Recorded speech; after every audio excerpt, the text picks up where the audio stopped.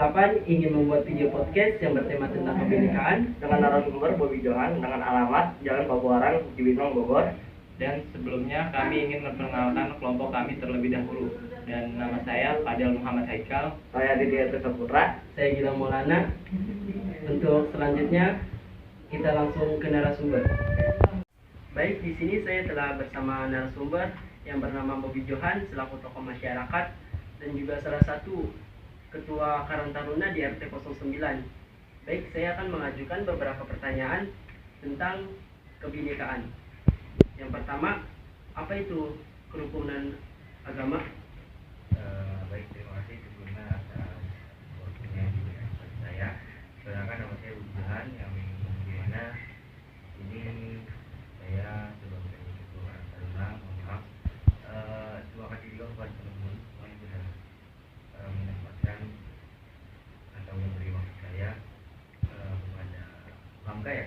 Iya. Bangka dari semester 1, semoga pada perkuliahannya tidak ada yang mengulang dan semoga lagi pada waktu dan akhirnya.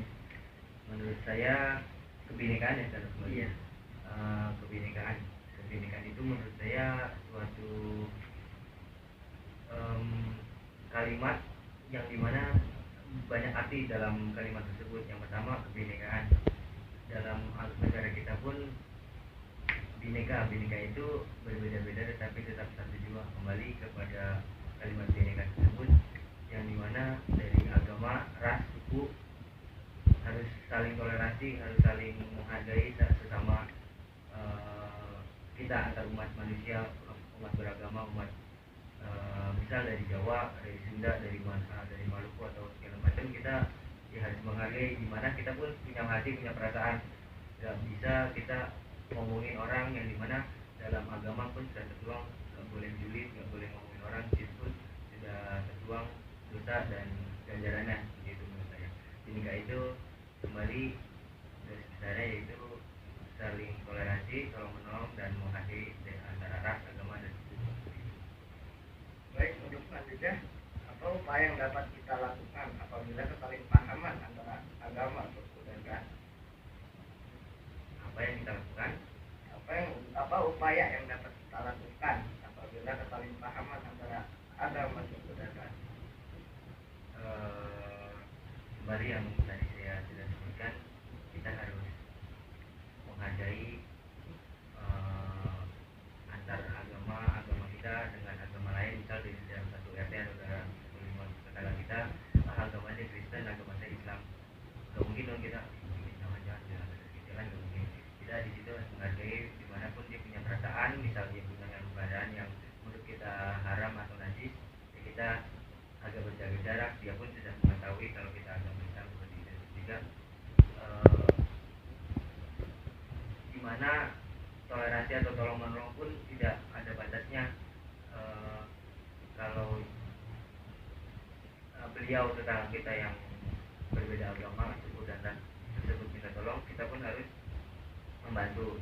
Juga apabila kita punya rezeki lebih atau punya sedikit makanan, kita pun bisa berbagi. Ya, dengan saudara kita terdekat, tetangga kita sebelah rumah, oh dia sebelah rumah kita juga, tetapi nanti Allah dikasih juga. Begitu untuk hukumnya. Dan dalam agama pun tertuang kembali di mana kita harus menghargai dan saling berjabat tangan seperti itu. Baik, selanjutnya, mengapa sih di Indonesia dapat terjadi keberagaman ras, suku, dan agama? Bagaimana? Mengapa di Indonesia dapat terjadi keberagaman ras, suku, dan agama? Karena negara kita itu kembali kebinekaan yang awal tadi, berbeda-beda tetapi tetap satu jiwa. Di mana negara Indonesia itu yang mungkin sudah sangat nyaman untuk dari kalangan berbagai agama, suku, dan ras kembali.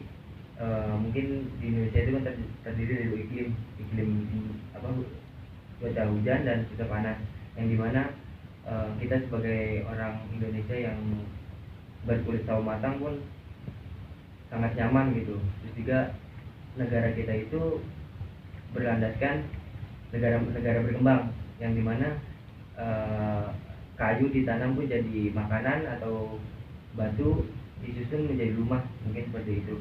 Maka dari itu keberagaman menjadi di negara kita, di keberagaman itu menurut saya apa ya, lebih nyaman gitu untuk tinggal di negara kita gitu.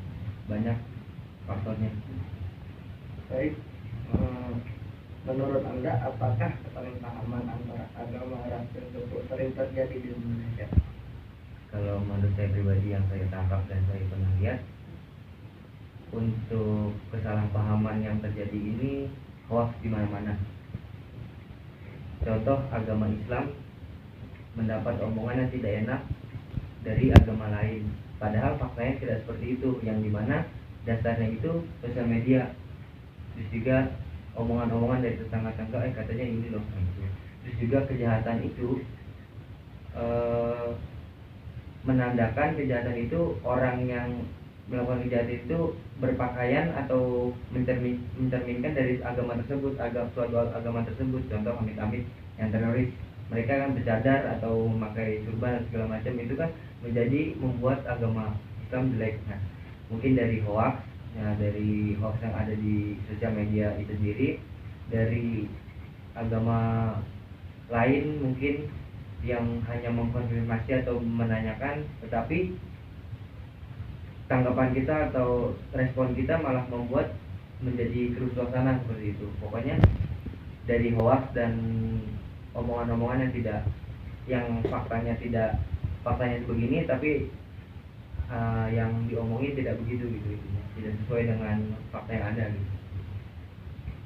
Satu pertanyaan lagi, bagaimana caranya mempraktekkan toleransi dalam kehidupan sehari-hari? Bagaimana mempraktekkan toleransi dalam kehidupan sehari-hari? Toleransi itu kan kita kembali bertemakan bineka, yang bineka kan balik agama, ras, suku, dan budaya ya. Untuk mempraktekannya sih kita kembali harus berbuat baik kepada lingkungan sekitar, teman kita, atau tetangga kita, saudara kita gitu. Untuk berbaik, apa yang kita lakukan itu nggak mesti uang, nggak mesti apapun yang berbentuk gitu loh. Contoh misal tetangga kita butuh bantuan untuk misal apa ya, membangun apa gitu ya, kita nggak punya uang, kita nggak punya itu, kita bisa melakukan tenaga gitu untuk kehidupan kita sehari-hari. Kita bersosial bermasyarakat pun kita harus tolong menolong seperti itu. Kalau yang bisa saya lihat dari pandangan saya yang pernah saya lihat dari lingkungan kita. Oke, baik. Beberapa pertanyaan yang udah dijawab dari narasumber, semoga jawabannya menjadi manfaat untuk kita dan banyak orang. Semoga dari dibuat podcastnya ini kita semakin bersatu sebagai negara yang Bhinneka Tunggal Ika, walaupun berbeda-beda tetap satu. Baik, itu saja dari kelompok kami. Selebihnya mohon maaf apabila ada kata-kata yang salah. Wassalamualaikum warahmatullahi wabarakatuh.